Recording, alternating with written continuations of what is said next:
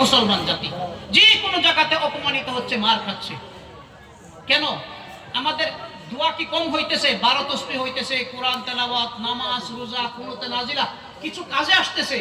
আমরা দোয়া করে ইরাককে বাঁচাইতে পারছি, আমরা দোয়া করে গাজাকে, ফিলিস্তিনকে বাঁচাইতে পারছি। দোয়া কবুল হয়েছে? আমরা দোয়া কবুল হয়নি। কারণ কি? আমরা এক ঐতিহাসিক ঘটনা, হযরত মুসা আলাইহিস সালামের হাদিস থেকে এক ঘটনার দিকে আমরা দৃষ্টিপাত করি, যে হযরত মুসা আলাইহিস সালামের জমানাতে বৃষ্টি বন্ধ হয়ে গিয়েছে, মেঘ বন্ধ হয়ে গিয়েছে, গাছপালা, বৃক্ষ, তরুলতা মরে সাপ হয়ে গিয়েছে।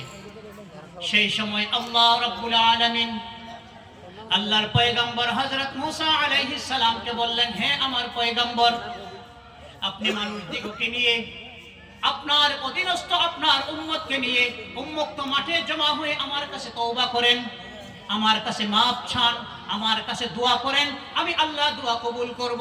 হযরত মুসা আলাইহিস সালাম এলান করলেন, হাজার হাজার লক্ষ লক্ষ মানুষ এক উন্মুক্ত খোলা ময়দানে জমা হয়ে গেল। সেই ময়দানে হযরত মুসা আলাইহিস সালাম আল্লাহর কাছে দোয়া করলেন, রব্বুল আলামিন,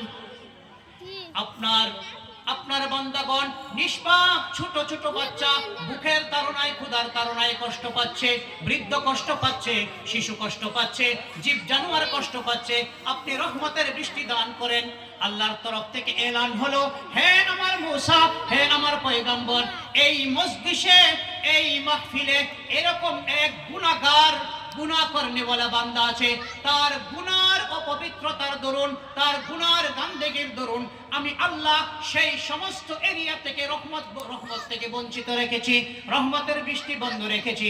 আপনি এলান করেন, যতক্ষণ পর্যন্ত সেই গুনাহগার বান্দা সেই এলাকাতে থাকবে, সেই এরিয়াতে থাকবে, আমি আল্লাহ সেই এরিয়াতে রহমতের বৃষ্টি দিব না।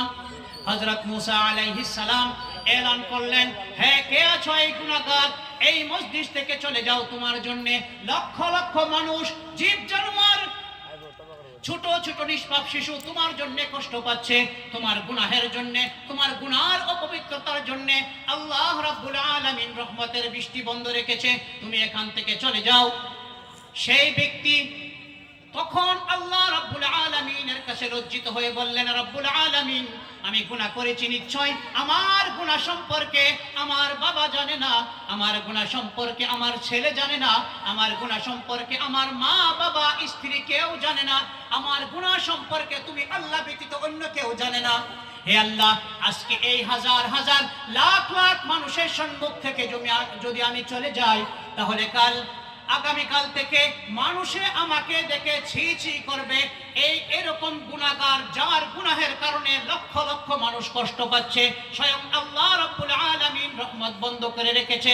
রাব্বুল আলামিন, আজকে আমি স্বচ্ছ অন্তরে তোমার কাছে লজ্জিত হয়ে তওবা করলাম, যতদিন আমি বেঁচে থাকবো কখনো গুনাহের কাজ করব না।